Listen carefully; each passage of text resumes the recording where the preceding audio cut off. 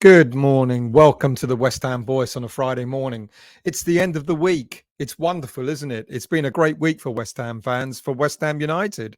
Look, end of last weekend, we started off with a win against Chelsea. At the beginning of the week, we signed Dinos Mavropanos. And now, the end of this week, it looks like we got the imminent signing of Mohammed Kudus. And we're going to start the bank holiday weekend with a fine away win against Brighton, aren't we? Look, I don't know if any of you what managed to watch the Europa League first round qualifying game between Bulgarian club Ludogorets and Dutch club Ajax on Thursday evening. Now, I know what you're going to ask. Why would a West Ham fan want to watch those two teams play? I hear you ask. Well, quite simply put, because it had one Mohammed Kudus playing in the game. West Ham United's next transfer target was the star of the game, where he got a hat trick. It was all right game. Ajax didn't really have to break sweat really to beat Ludogorets, and the goals came quite easily for Kudus.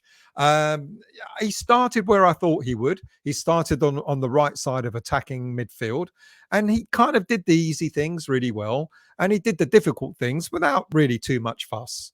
When his team was under attack, he rarely came back to help in defence, but I guess that's not his normal game plan.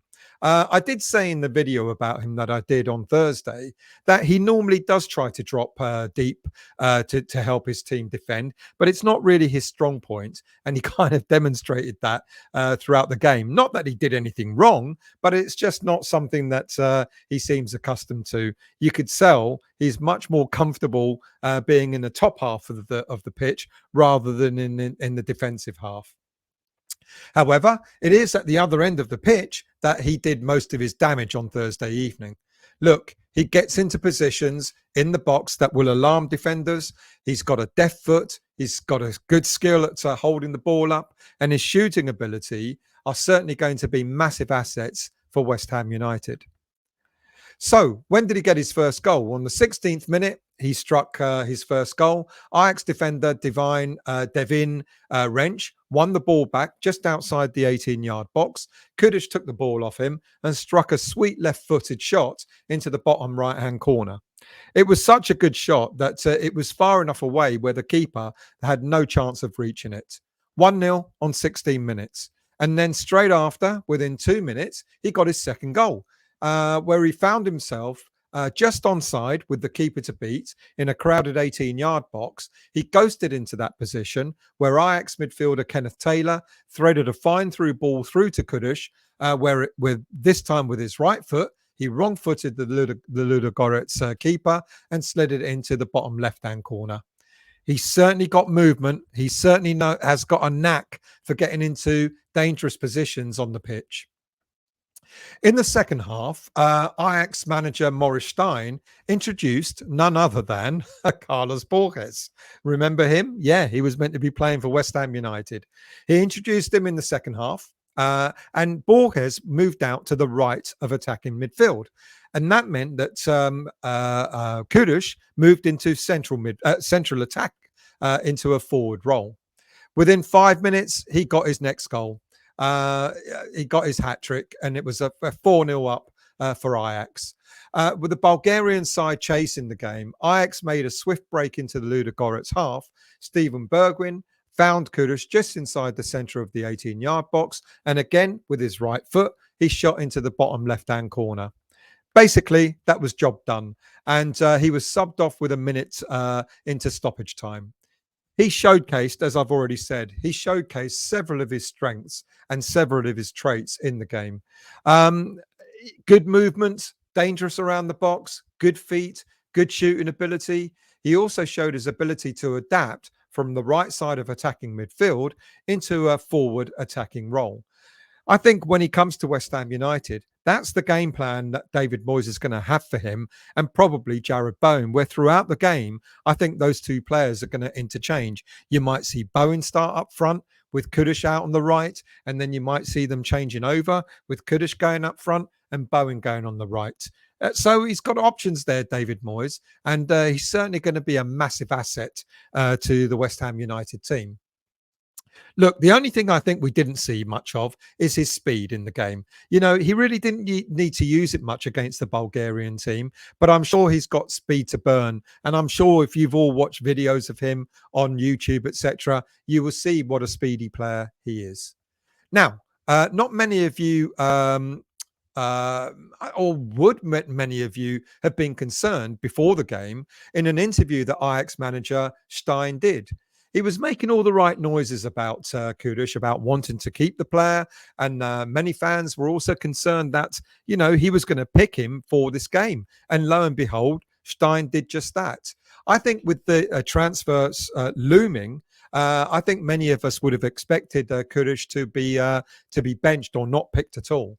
But he was picked for this Europa qualifier. And I guess there were two things on fans' minds. The first one, what happens if he picks up an injury? And the second, but hang on a minute, he's playing in the Europa League. That means he's not going to be eligible to play for West Ham in the same competition.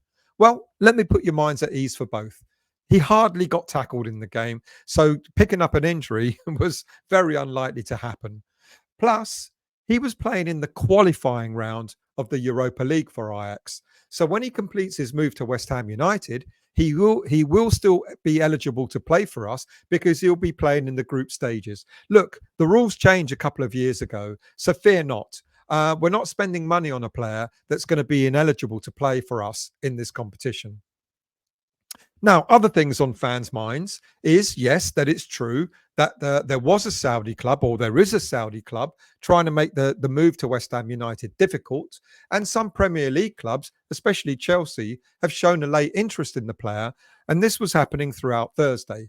But barring any mishaps, the player is definitely West Ham bound. Now, to make certain, apparently Tim Steiden was there keeping an eye on the proceedings. Now, I haven't got that corroborated, but it wouldn't surprise me one bit if Steiden was there in Bulgaria. Imagine him keeping an eye on the player, making sure he's not out of his sight. The post-match interview that the player did just about demonstrates that he really is en route to East London. In the interview, he was talking about he was first asked about the game and how he played, and he said it wasn't one of his best matches, despite the fact that it was his first hat trick for the Dutch club.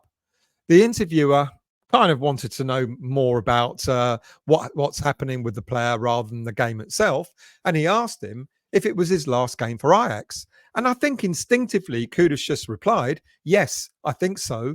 We will see what happens in the next few days." And then when pressed about what was meant to happen, Kudus replied that there were talks still ongoing, but he didn't slip up to suggest that those talks included West Ham United. He went on to say that there should be an agreement in place within the next few days, and anything that happens off the pitch is not his focus. He's just focused on what he needs to do on the pitch. The interviewer then asked him what he could tell him about West Ham. And with a smile on his face, it just came naturally to Kudus's face. He replied, "Good club." Lastly, he was asked how much would he miss Ajax, and in another massive giveaway, he said, "I'll tell you when everything is official." So be prepared, people. I think, I'm pretty much certain that Mohammed Kudus is on his way to West Ham. But don't take my word for it. I'm going to leave you with the full 2-minute interview that you can watch in its entirety, and then you make your minds up. Did you have to prove something tonight? Prove something? Nah, I just did my stuff like always for the team to win, and then glad everyone was on top, and then we got the win. Was this one of your best matches for Ajax ever? This was my first hat trick, but I don't think it was one of my best matches. I think with goals, yeah, but I think performance, I think I've had some better performances than this. Was this your last match for Ajax? Yes, I think so.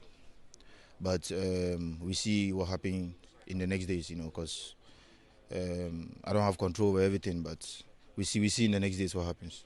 What has to happen? The talks is going on, so we see if there's an agreement in the next days, and then we take it from there. That's not my call, my job. I just have to do my work on the pitch, and then my team and my people will take care of the rest. Is it difficult to play a match like this when you're so close to another club? And for me, like I said, it's one day at a time. So I live in the present moment, and I'm here now, and that is my focus: training and doing my work on the pitch. Like I said, everything after off the pitch will take care of itself. So I'm just doing my job on the pitch until there's something on the table and I have to leave or stay. Then we see. What can you tell us about West Ham? Good club. Yeah. That's it. And how much will you miss Ajax? I'll answer that when everything is official. Yeah. Thanks a lot, Mo. Thank you. Great to have you here.